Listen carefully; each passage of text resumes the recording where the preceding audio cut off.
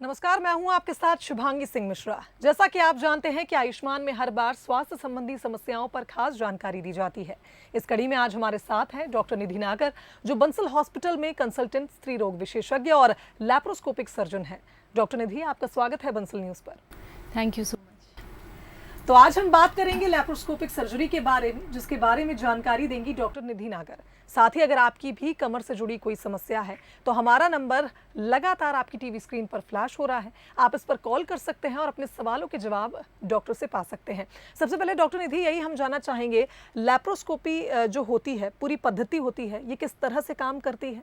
क्या कुछ इसमें कॉम्प्लिकेशंस होते हैं? लैप्रोस्कोपिक सर्जरी जो है उसको हम मिनिमली इन्वेजिव सर्जरी भी कहते हैं, और इसका एक और नाम है जिसको कहा जाता है की होल सर्जरी।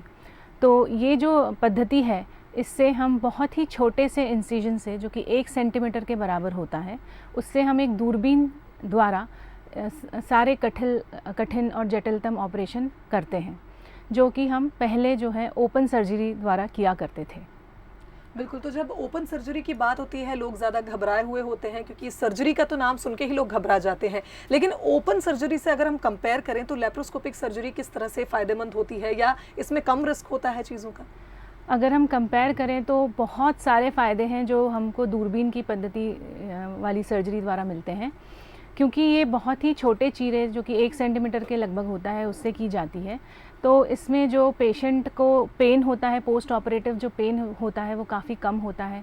पेशेंट की रिकवरी बहुत जल्दी हो जाती है, उसको हम अस्पताल से एक ही दिन में छुट्टी कर देते हैं। घर जाकर भी मरीज़ अपने डेली रूटीन के काम बिल्कुल बहुत जल्दी रिज्यूम कर पाते हैं, और 48 घंटे बाद अगर वो ऑफिस जाते हैं तो अपने ऑफिस के कार्य भी कर सकते हैं। बिल्कुल। डॉक्टर निधि, एक और बात हमने देखी है, जब लैप्रोस्कोपी की बात होती है तो हिस्टेरोस्कोपी भी नाम सामने आता है। क्या डिफरेंस है इन दोनों चीज़ों में? हिस्टेरोस्कोपी भी एक दूरबीन पद्धति द्वारा इलाज होता है। इसमें ये जो दूरबीन है, ये हम यूट्रस के अंदर डालते हैं। तो यूट्रस के अंदर की सारी बीमारियां, जैसे कि पॉलिप या फिर सेप्टम या फिर कोई गठान यूट्रस के अंदर, या फिर अगर यूट्रस में जो उसकी जो परत होती है वो चिपक गई है, जो कि इनफर्टिलिटी और बांझपन का कारण होती है, तो ये दूरबीन पद्धति द्वारा, हिस्टेरोस्कोपी द्वारा हम ये सारी डायग्नोसिस बनाते हैं, और एट द सेम टाइम हम उसको ट्रीट भी कर सकते हैं। बिल्कुल। डॉक्टर निधि, अगर हम बात करें लैप्रोस्कोपी सर्जरी की, तो क्या इसमें जो ब्लड लॉस है ये भी बहुत कम होता है? और जैसे कि आप रिकवरी की बात कर रही थी, तो किस तरह से इसमें रिकवरी हो जाती है? जी हाँ, तो क्योंकि लैप्रोस्कोपिक सर्जरी पेट में दूरबीन द्वारा डालकर की जाती है, और उसमें जो है हम लंबे लंबे पतले इंस्ट्रूमेंट द्वारा ये सर्जरी करते हैं, तो 5 mm से 10 mm के लगभग, 1 सेंटीमीटर के लगभग चीरे आते हैं। और इसमें जो हम खून जो कोगुलेशन की जो पद्धति यूज़ करते हैं, तो उसमें जो ब्लड लॉस है वो काफ़ी कम होता है, जो ओपन सर्जरी में काफ़ी ज़्यादा होता है। उसके लगभग 1/3 के बराबर मान लीजिए उतना ब्लड लॉस होता है। और इस ब्लड लॉस कम होने की वजह से जो रिकवरी है, जो पेशेंट का हीलिंग है, वो बहुत फास्ट होता है, और पेशेंट जो है बहुत जल्दी रिकवर कर जाता है।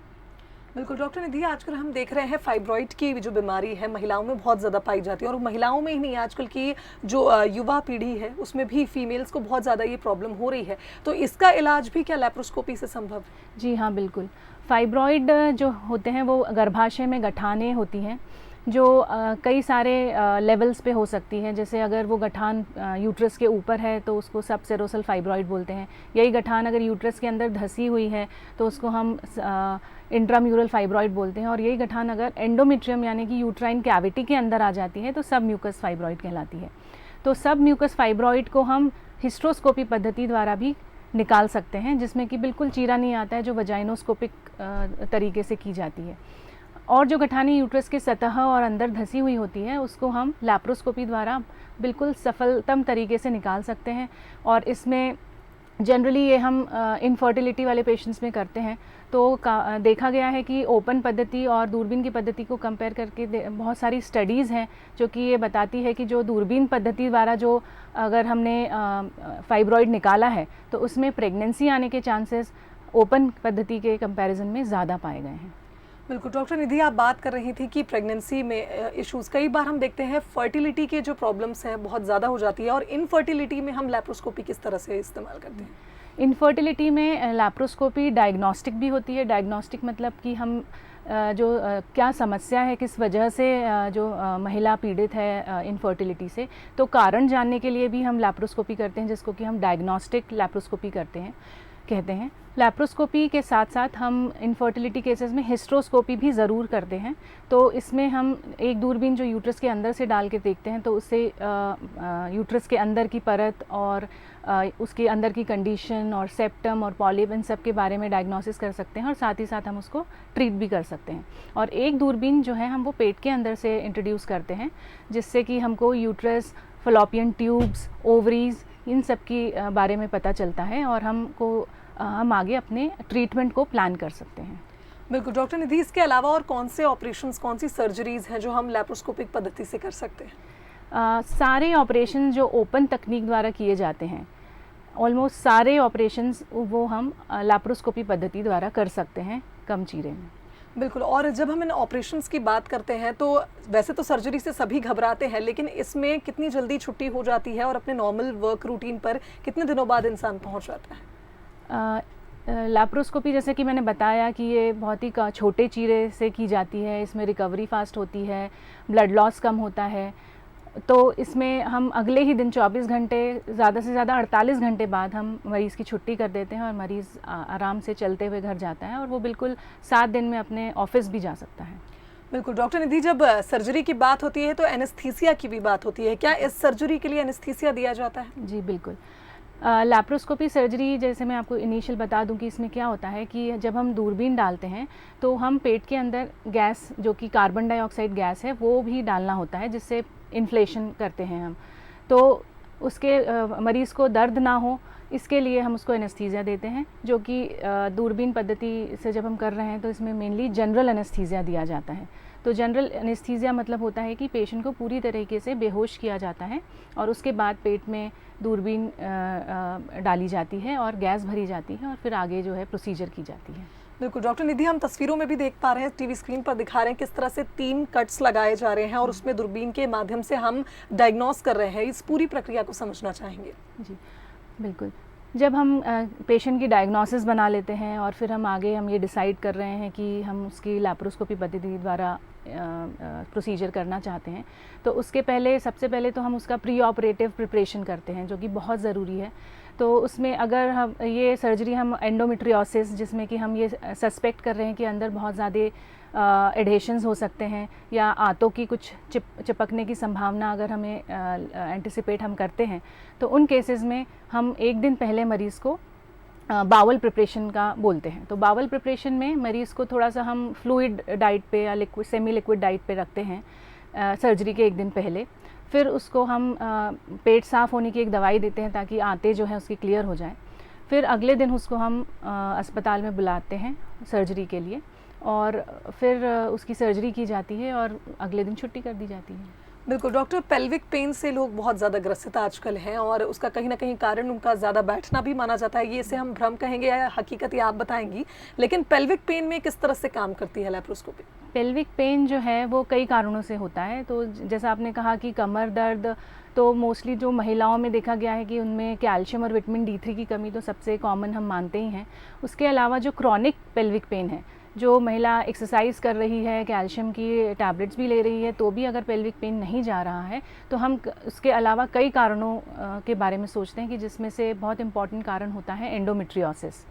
तो एंडोमेट्रियोसिस एक ऐसी समस्या है जिसमें जो एंडोमेट्रियल ग्लैंड्स होती हैं वो आपके यूट्रस से बाहर आकर आपके यूट्रस के पीछे, ओवरीज के पीछे और आंतों के आसपास ग्रो करने लगती है, जिससे कि अंदर चिपकाहट, जो यूट्रस जो है वो रेक्टम से चिपक जाता है, आगे जो ट्यूब्स एंड ओवरीज वो चिपक जाते हैं, जिसकी वजह से पेल्विक पेन रहता है। और जनरली ये जो एंडोमेट्रियोसिस रहती है वो हम अल्ट्रासाउंड से बहुत ज़्यादा डायग्नोज नहीं कर पाते हैं, तो इसमें हमको लैप्रोस्कोपी से काफ़ी फ़ायदा होता है। लैप्रोस्कोपी द्वारा ना हम इसे सिर्फ डिटेक्ट कर पाते हैं बल्कि आगे हम इसका ट्रीटमेंट भी कर पाते हैं। बिल्कुल डॉक्टर निधि, जिनकी ये सर्जरी होती है लैप्रोस्कोपी, उसके बाद उनको किस तरह से अपना ध्यान रखना चाहिए, क्या कुछ प्रिकॉशंस उन्हें लेने चाहिए? अब क्योंकि ये बहुत ही मिनिमली इन्वेजिव सर्जरी है तो प्रिकॉशंस तो इसमें बिल्कुल ऐसे कुछ ऐसा प्रिकॉशन नहीं है। इसमें जल्दी छुट्टी हो जाती है तो पेशेंट अपने डेली रूटीन के सारे काम कर सकता है, एक्सेप्ट जैसे अगर यूट्रस जो बाहर निकलता है, ये वाली समस्या है जिसको यूट्राइन प्रोलैप्स कहते हैं, उस सर्जरी में ज़रूर हम मरीज़ को हेवी वेट लिफ्टिंग और ये सब अवॉइड करने का बोलते हैं। बाकी सारी सर्जरी में मरीज़ जो है अपने डेली रूटीन के काम जैसे वो पहले सर्जरी के करता था वो सारे काम कर सकता है। इसमें कोई एक्स्ट्रा प्रिकॉशंस की कोई ऐसी आवश्यकता नहीं रहती है। बिल्कुल डॉक्टर निधि, अगर हम कंपैरिजन करें, डिफरेंस बिटवीन करें, तो ओपन सर्जरी और लेप्रोस्कोपी सर्जरी में किस तरह से आप डिफरेंस बताएंगी दर्शकों को? जी, पहले मैं ओपन सर्जरी की बात करती हूँ। तो ओपन सर्जरी में जो हम जो ऑपरेशंस करते थे गायनेकोलॉजी से रिलेटेड, उसमें हम कम से कम 10 सेंटीमीटर्स का एक चीरा लगाते थे लोअर एब्डोमेन पे। फिर उसके बाद जो सर्जरी है वो कन्वेंशनल पद्धति से, जिसमें कि सूचर मटेरियल और ये सब यूज़ करके किया जाता था। जितनी बड़ी गठान होती थी उतना बड़ा हमको चीरा लगाना पड़ता था, जिसकी वजह से जो पेशेंट की रिकवरी है थोड़ी स्लो हो जाती है, इन्फेक्शन के रेट्स बढ़ जाते हैं। टाँके जो है, अगर जैसे सपोज़ अगर महिला बहुत ओबीज़ है, मोटापे वाली है, तो उसको इन्फेक्शन के चांसेस, क्योंकि चीरा बड़ा है तो उसके टाँकों में इन्फेक्शन के चांसेस बढ़ जाते हैं। यहीं अगर हम लैप्रोस्कोपी की बात करें तो क्योंकि लैप्रोस्कोपी में 10 मिलीमीटर या 1 सेंटीमीटर का चीरा लग रहा है, और जो बड़ी से बड़ी गठानें भी हम एक मॉर्सलेटर करके एक इंस्ट्रूमेंट होता है, उससे हम बड़ी से बड़ी गठान भी निकाल सकते हैं उस छोटे से चीरे में। तो इसमें जो है वो रिकवरी बहुत फास्ट है, ब्लड लॉस कम है और इन्फेक्शन के रेट्स भी काफ़ी लो हैं। बिल्कुल डॉक्टर निधि, जब सर्जरी होती है तो एज फैक्टर भी आता है सामने। क्या लेप्रोस्कोपी सर्जरी काफ़ी एज के लोगों के साथ भी इजीली हो सकती है? क्या ये मना की जाती है कि पर्टिकुलर एक एज ग्रुप को ही सजेस्ट की जाती है? जी नहीं, एज का इसमें तब तक रोल नहीं है जब तक मरीज़ को बहुत ओल्ड एज के कारण हार्ट की समस्या, जिसमें हम जनरल एनेस्थीसिया नहीं दे सकते हैं, या फिर कुछ ऐसे किडनी और लिवर की बीमारी है जिससे कि वो बिल्कुल ही उसके किडनी लिवर फंक्शन एकदम ही ख़राब है, जिसमें हम जनरल एनेस्थीसिया नहीं दे सकते हैं, वो सिर्फ कुछ कॉन्ट्राइंडिकेशंस हैं। बाकी सारी सर्जरीज़ हम लैप्रोस्कोपी द्वारा कर सकते हैं सारे मरीज़ों में, किसी भी उम्र में। बिल्कुल। और अब बात करते हैं कॉस्ट की, तो लोगों को बहुत ज़्यादा डर लग जाता है जब सर्जरी सजेस्ट की जाती है, उनको लगता है काफ़ी खर्चा होता है। ओपन सर्जरी की तुलना में क्या लैप्रोस्कोपी सर्जरी सस्ती होती है या इसके रेट ज़्यादा होते हैं? क्योंकि ओपन सर्जरी बहुत पुरानी पद्धति है, तो और जो लैप्रोस्कोपिक सर्जरीज़ हैं वो अभी 20-25 साल पुरानी ही पद्धति अभी आई है। और इसमें जो हम इंस्ट्रूमेंट्स यूज़ करते हैं, कई बार हम डिस्पोजेबल इंस्ट्रूमेंट्स यूज़ करते हैं, और जो इसके जो इलेक्ट्रोसर्जिकल सिस्टम होता है, तो कुछ चीज़ें थोड़ी सी कॉस्टली हो सकती हैं, मगर हम ऐसे कंपेयर करें तो उसमें जो कॉस्ट डिफरेंस है और जो पेशेंट का स्टे है, और हम पूरा ऑल टुगेदर हम कैलकुलेट अगर करते हैं कि पेशेंट जैसे ओपन सर्जरी में वो 7 दिन भर्ती है, मगर लैप्रोस्कोपिक सर्जरी में वो सिर्फ 2 दिन भर्ती है, तो ओवरऑल जब हम कॉस्ट कैलकुलेट करते हैं तो वो बिल्कुल इक्विवेलेंट ही आता है। तो इसमें कॉस्ट का भी ऐसा कुछ खास डिफरेंस नहीं है। बिल्कुल डॉक्टर, अगर हम बात करें बंसल हॉस्पिटल की, तो यहाँ पर आप जब लेप्रोस्कोपिक सर्जरी करती हैं तो किस तरह के केसेस आपके सामने आते हैं और कितने सक्सेसफुल केसेस आपके रहे हैं? बंसल हॉस्पिटल की बात करें तो बंसल हॉस्पिटल बहुत अच्छे तरीके से इक्विप्ड है लैप्रोस्कोपिक सर्जरी के लिए। यहाँ पर 4 से 5 लैप्रोस्कोपिक सिस्टम हैं, जिसमें बहुत ही एडवांस जो रूबीना सिस्टम है, जो 4K है, जो अभी MP भोपाल में कहीं पर भी नहीं है। तो ये सिस्टम है, तो उसमें हम बहुत ही अच्छे तरीके से लेस कॉम्प्लिकेशंस के साथ बहुत ही कठिन ऑपरेशंस भी हम इसमें परफॉर्म कर लेते हैं, और बहुत अच्छे रिजल्ट्स के साथ में। बिल्कुल डॉक्टर, अगर हम बात करें लेप्रोस्कोपी सर्जरी की, तो क्या पुरुषों में भी इसकी ज़रूरत पड़ती है? किन कारणों से या किन बीमारियों में इसका इस्तेमाल किया जाता है? लैप्रोस्कोपी सर्जरी अगर हम गायनी से हट के बोलें तो लैप्रोस्कोपिक सर्जरीज़ तो सारे जो ओपन सर्जरीज़ होती हैं, चाहे वो महिला हो या मेल हो, सब में कर सकते हैं। अब जैसे बहुत कॉमनली जो गैल ब्लैडर स्टोन्स होते हैं, तो वो आजकल लैप्रोस्कोपिक तरीके से ही निकाले जाते हैं। इसके अलावा आपने बरियाट्रिक सर्जरीज़ के बारे में भी सुना होगा, जो बहुत अत्यधिक जो मोटे लोग हैं उनको वज़न घटाने के लिए बरियाट्रिक सर्जरीज़ जो हैं वो भी लैप्रोस्कोपिक तरीके से की जाती हैं। किडनी के बहुत सारे डिजीज़ेज़ हैं जो कि लैप्रोस्कोपी और यूरोस्कोपी तरीके से किए जाते हैं, यूरोलॉजिस्ट जो करते हैं। और इसके अलावा कैंसर सर्जरीज़ आजकल जो हैं वो लैप्रोस्कोपी से हो रही है, जो चाहे ईज़ोफेजियल कैंसर हो, गैस्ट्रिक कैंसर्स हों। तो ये महिला और पुरुष में जो कॉमन समस्याएं हैं, तो दोनों में ही लैप्रोस्कोपिक सर्जरी का बहुत अच्छा रोल है। बिल्कुल डॉक्टर निधि, जब हम बात करते हैं इस सर्जरी की और ख़ास करके फीमेल्स में होने वाली प्रॉब्लम्स की, तो किस तरह से ये जो सर्जरी एक अच्छा एक विकल्प साबित हो रही है आज के समय में? क्योंकि महिलाएं एक तो घबराती हैं, पहले ध्यान नहीं देती हैं और फिर जब कोई बड़ी बीमारी उन्हें हो जाती है तो वो घबराती हैं सर्जरी से। ऐसे में इस सुविधा ने कितना ज़्यादा फ़ायदा पहुँचा और क्या महिलाएँ अब इसको लेकर खुल गई हैं और खुद आकर इन सर्जरीज़ को अपनाती हैं? जी हाँ, लैप्रोस्कोपिक सर्जरीज़ के बारे में जैसे जैसे अवेयरनेस बढ़ रही है, तो काफ़ी सारे जो पेशेंट्स हैं वो खुद ही ये लेकर आते हैं कि हाँ, हमें दूरबीन पद्धति से ही करवानी है। आजकल जैसा कि आप जानते हैं कि न्यूक्लियर फैमिलीज़ हैं, तो जब कभी हम सर्जरी की बात करते हैं, यूट्रस निकालने या बड़ी गठान निकालने की बात करते हैं, तो सबसे पहले कि हमारे घर में हमारा देखभाल कौन करेगा? हमें अपनी मदर इन लॉ को बुलाना पड़ेगा या किसी अटेंडेंट को बुलाना पड़ेगा 7 या 15 दिन के लिए। तो जब हम मरीज़ को ये समझाते हैं कि लैप्रोस्कोपिक सर्जरी में बस उन्हें 1 दिन का स्टे करना है और जो अपना ऑफिस है वो मतलब 1 हफ्ते में वो रिज्यूम कर सकते हैं, घर के सारे काम वो खुद कर सकते हैं, तो महिलाओं में काफ़ी अब उत्सुकता है और वो आते हैं कि हमें हाँ लैप्रोस्कोपिक सर्जरी करानी है, क्योंकि उसमें रिकवरी इतनी जल्दी हो जाती है। बिल्कुल डॉक्टर, जिन्हें प्रेगनेंसी में दिक्कतें होती हैं, क्या उनका उस दौरान सर्जरी किया जाता है? जब वो प्रेग्नेंट होती हैं उस दौरान उनकी सर्जरी होती है? प्रेगनेंसी के दौरान लैप्रोस्कोपिक सर्जरीज़ के कुछ लिमिटेड इंडिकेशंस हैं, जिसमें कि आता है ओवेरियन ट्यूमर्स हैं, जिसमें कि ओवेरियन ट्यूमर डर्मॉइड कभी कभार प्रेगनेंसी में हो जाते हैं। तो अगर वो डर्मॉइड अगर ट्विस्ट हो जाए और इमरजेंसी आ जाए या फिर अपेंडिक्स का इतना एकदम एक्यूट अपेंडिसाइटिस अगर पेशेंट को है, प्रेग्नेंट पेशेंट को, तो तब हम उसके जो मिड ट्राइमेस्टर जो हम बोलते हैं 13 से 28 वीक्स के बीच में सेफेस्ट टाइम होता है प्रेगनेंसी के दौरान, लैप्रोस्कोपी प्रोसीजर हम कर सकते हैं। आजकल IVF पद्धति से जो इलाज होता है उसकी वजह से कभी कभी इंट्रा यूट्राइन प्रेगनेंसी के अलावा ट्यूब में भी प्रेगनेंसी आ जाती है साथ ही साथ। तो इंट्रा यूट्राइन प्रेगनेंसी को सेफ रखते हुए हम लैप्रोस्कोपिक पद्धति से जो ट्यूबल प्रेगनेंसी है उसको रिमूव कर सकते हैं। बिल्कुल, जितनी भी महिलाएं अभी देख रही हैं उनको सर्जरी को लेकर बहुत से मिथ होते हैं, बहुत सी भ्रांतियां होती हैं, उनको कैसे दूर करेंगी आप? दूरबीन पद्धति से जो सर्जरीज़ होती हैं उसमें जैसे मैंने बताया कि रिकवरी इतने जल्दी होता है, तो उसमें आप बहुत ही इजीली अपने कोई भी कंडीशन से निजात पा सकती हैं।